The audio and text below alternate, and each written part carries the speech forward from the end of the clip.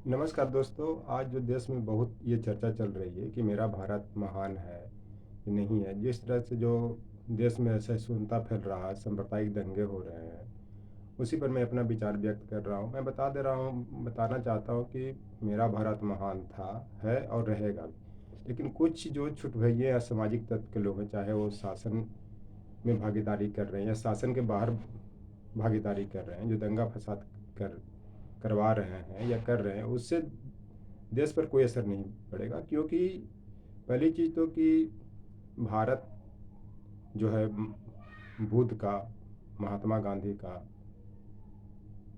अकबर का, अशोक का देश है।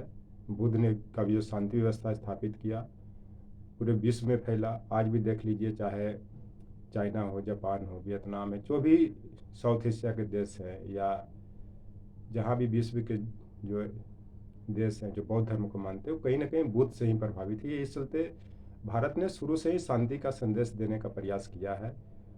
और आज भी जो वसुधैव कुटुंबकम की बात कर रहे हैं प्रधानमंत्री जी, चाहे यूरोपियन यूनियन में जा करके, ये सब वहीं से निकला हुआ है। क्योंकि पृथ्वी को एक परिवार महात्मा बुद्ध के टाइम से ही माना गया। उसके बाद अकबर ने भी समझा इस चीज़ को। चूँकि अकबर ने भी सनातन धर्म अपनाने का प्रयास किया, चूँकि उनमें ये नहीं था कि मैं हिंदू हूँ कि मुस्लिम हूँ। इसी को मतभेद मिटाने के लिए, सांप्रदायिक सौहार्द स्थापित करने के लिए ना उन्होंने हिंदू धर्म को माना, ना मुस्लिम धर्म को माना। उसके लिए एक दीन इलाही धर्म चलाया, ताकि उस पर चर्चा किया जाए, सबको धर्म में भागीदारी हो। लेकिन आज कल का तो जो दौर चल रहा है, आप देख रहे हैं किस तरह के चल रहा है दौर। एक समय था कि भारत का शासन अफगानिस्तान से लेकर के श्रीलंका हर जगह था। और आज भी कहीं ना कहीं प्रधानमंत्री जिसको फॉलो कर रहे हैं, प्रत्यक्ष रूप से शासन स्थापित करने की बात नहीं हो रही है, लेकिन पड़ोसी को मदद करके, अपनापन ला करके, यहाँ तक कि विश्व में भी भारत का तिरंगा फहराया जा रहा है। दूसरी चीज़ की भारत महान इसलिए है कि क्योंकि इसे अनेकता में एकता का देश भी कहा जाता है। इसे अनेक सर्वभक्ति देश भी है। अनेकता में एकता इस देश की शान है, इसलिए मेरा भारत महान है। कहने का तात्पर्य यह है कि इस देश में बहुत संप्रदाय के लोग हैं, बहुत मूल्यवाद के लोग हैं। सब लोग अपने अपने धर्म मानने के लिए स्वतंत्र है। अब सभी लोग एक दूसरे के धर्म को आदर कर रहे हैं। लेकिन विगत आप 5-7 सालों में देख रहे हैं कि किस तरह से जब धर्म मनाने के लिए, जब या कोई पर्व मनाने के लिए खुशी होती है कि लोग साल भर इंतजार करते हैं, उसी दिन खलल डाला जाता है। और खलल डालने के बाद दंगा फसाद होता है, चाहे रामनवमी को लेकर के हो, चाहे ईद के अवसर पे हो, चाहे आप ये देख लीजिए हनुमान चालीसा के लेकर के हो, चाहे मंदिर को लेकर के हो, चाहे मस्जिद के लेकर के हो। लोग कहते हैं कि तो मैं बहुत बड़ा गृह मंत्री हूँ, प्रधानमंत्री हूँ। तो एक दोहा भी है, बड़ा हुआ तो क्या हुआ, जैसे पेड़ खजूर, पंछी को छाया न मिले, फल लगे अति दूर। आप कितना बड़ा बन जाए, कितना बड़ा शासक बन जाए, लेकिन जब आप देश के लोगों को छाया नहीं दे रहे हैं, छाया का मतलब कि संरक्षण नहीं दे रहे हैं, शांति व्यवस्था स्थापित नहीं कर रहे दे रहे हैं, न पर्व मनाने दे रहे हैं, न धर्म मनाने दे रहे हैं, चाहे किसी भी संप्रदाय के लोग हो। क्योंकि न्यूटन का भी थर्ड लॉ कहता है कि action and reaction equal and opposite. कहने का मतलब है कि आप किसी भी धर्म, मान लिया जाए कि आप धर्म को उकसा करके किसी दूसरे को नुकसान करना चाहेंगे, तो उसका रिएक्शन तो होगा ही होगी। मेरा कहने मतलब कि एक संप्रदाय भी डिस्टर्ब होगा तो पूरा संप्रदाय डिस्टर्ब होगा, चाहे जहाँ का भी हो। ये चलते आप लोग तो सुरक्षित रहते हैं, पूरी तरह सिक्योरिटी में रहते हैं, आप लोग तो कुछ होगा नहीं। और इस तरह से दंगा फसाद करवा करके आप भारत को निकृष्ट नहीं बना सकते, नीच नहीं बना सकते। भारत महान है, रहेगा। और आज के दौर में जो देख रहे हैं किस तरह से इस महान भारत को बर्बाद करने की कोशिश की जा रही है, चाहे वो मस्जिद बनाने के नाम पर हो, आज ज्ञान वापी के नाम पर के देख लीजिए जो मस्जिद है वो देख, और आप कहीं पे मथुरा काशी में देख लीजिए। इस चीज़ में मैं नहीं जाऊंगा कि क्या हो रहा है नहीं हो रहा है। एक तरह से अब आप वोट बैंक की राजनीति भी इससे हटकर भी कर सकते हैं। ये कोर्ट का इशू है। कांग्रेस भी बहुत लंबे समय तक राज किया, इस तरह के इशू उठा करके नहीं किया। चाहे जो भी क्षेत्रीय पार्टी, जो धर्मनिरपेक्ष पार्टी है, वो जो राज कर रहे हैं, ये हिंदू मुस्लिम या मस्जिद मंदिर के नाम पर नहीं कर रहे हैं। जो हो रहा है चल रहा है, आप लोग इस जो अपना करके जो जो देश को गर्त में गिराना चाह रहे हैं, इससे मुझे नहीं लग रहा है कि भारत के महानता पर असर पड़ेगा और इसमें कुछ तरह का कोई नुकसान होगा। और ये जो भारतवर्ष जो कहा जाता था, ये आर्यावर्त कहा जाता था। ये आर्यावर्त है, भारतवर्ष भी है। इसी में एक शेर भी कहा गया है कि मैं भारतवर्ष का हरदम अमिट सम्मान करता हूँ, यहाँ की धर्मनिरपेक्ष भूमि का ही गुणगान करता हूँ। कहने का मतलब है कि ये भारतवर्ष का जो सब लोग गुणगान कर रहे हैं, चाहे जो संप्रदाय के लोग हैं, चूँकि यहाँ के नमक खा रहे हैं, तो जो नमक खाता है वो नमक हराम नहीं होता है, वो नमक का गुणगान करता है। चूँकि भारत विविधताओं का भी देश है, इस कारण महान है।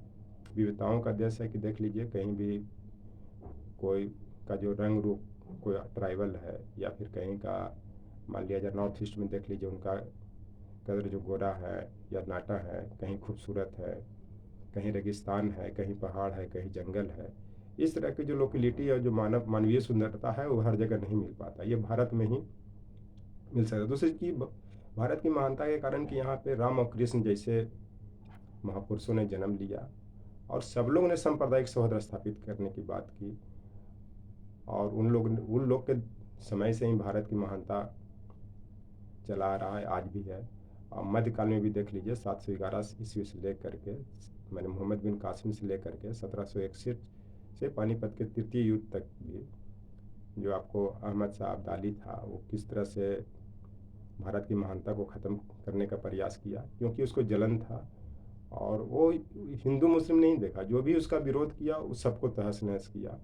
और उस सब का काम ही था मंदिर को लूटना, मंदिर को तोड़ना, उसके बाद कत्लेआम करना, काफिर कहना। इस कारण के लोग अशिक्षित थे, फ्यूडल सिस्टम में रहते थे। लेकिन आज के दौर में जो पढ़े लिखे लोग हैं, और ख़ास करके जो पत्रकारिता के क्षेत्र में जो अपने को बहुत विद्वान मानते हैं, इस तरह के अपने थोड़ा सा काम निकालने के लिए या अपना वर्चस्व जमाने के लिए, अपना दिखलाने के लिए कि मैं बहुत इंटेलेक्चुअल हूँ, बहुत पढ़ा लिखा हूँ, और गलत प्रशंसा कर रहे हैं गलत काम करने वाले को, चाहे वह शासक हो, चाहे प्रशासक हो, चाहे योगी जी हो, चाहे मोदी जी हो, चाहे कोई भी हो, मैं किन्हीं का नाम नहीं ले रहा, चाहे किसी पार्टी का भी हो, कि थोड़ा आपको काम उससे निकल जाए, नौकरी लग जाए। तो जब देश बचेगा, जब भारत महान रहेगा, तभी आपका सब चीज़ें हो सकता है। इस तरह से गलत बयानबाजी देने से या गलत एडिटोरियल में लिखने से आप महान नहीं बनिएगा, और न भारत को आप गिरा सकते हैं, न किसी धर्म को संरक्षण दे करके आप अपने को महान कर सकते हैं। आप महान तभी कर सकते हैं जब इस देश के सभी लोगों में शांति व्यवस्था स्थापित हो। और आप ये आज मीडिया का ही देख लीजिए, जितना भी, चाहे फर्स्ट वर्ल्ड वार हो, चाहे सेकंड वर्ल्ड वार हो, चाहे जिस तरह की भी सांप्रदायिक सौहार्द खराब करने की बात हो या दंगा फसाद की बात हो, कहीं ना कहीं मीडिया की भूमिका होती है। क्योंकि मीडिया को समाज का दर्पण माना जाता है, और ये दर्पण ही ये चेहरा को दिखाता है कि क्या है नहीं है। अगर आप लोग अच्छा लिखिएगा, अच्छे चीज़ को लाइएगा, सांप्रदायिक सौहार्द की बात करेंगे, तो इस तरह की चीज़ों को रोका जा सकता है, और रुकता भी है।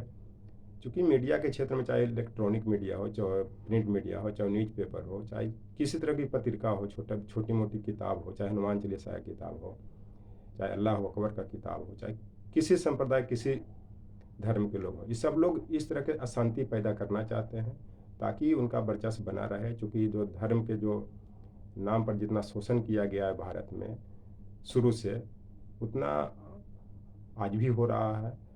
और यहाँ तक कि धर्म के नाम पर ही ब्रिटिश ने बहुत लंबे समय तक राज किया।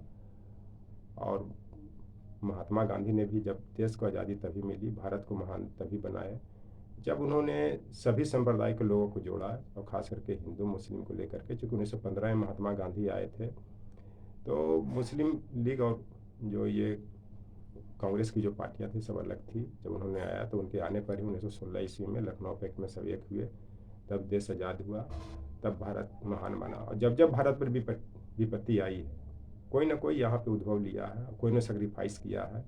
जैसे महात्मा गांधी ने किया, बुद्ध के टाइम में भी क्या हालत थी सबको पता है, अकबर के टाइम में भी क्या हालत थी सबको पता है, अशोक के टाइम में भी क्या हालत थी सबको पता है। तो इस चलते सभी को धर्म को मानने की आज़ादी हो। भारत को महान बनाने की बात करने से नहीं होगा, सबको महान बनाना पड़ेगा। हिंदू मुस्लिम में बढ़ रहे तनाव को रोकना पड़ेगा, ताकि सांप्रदायिक दंगा नहीं भड़के। यहाँ सभी धर्म के लोग बिना बाधा के अपने धर्म मानते रहें, ताकि भारत की महानता बनी रहे। यही इस पर मुझे कहना है। Thank you.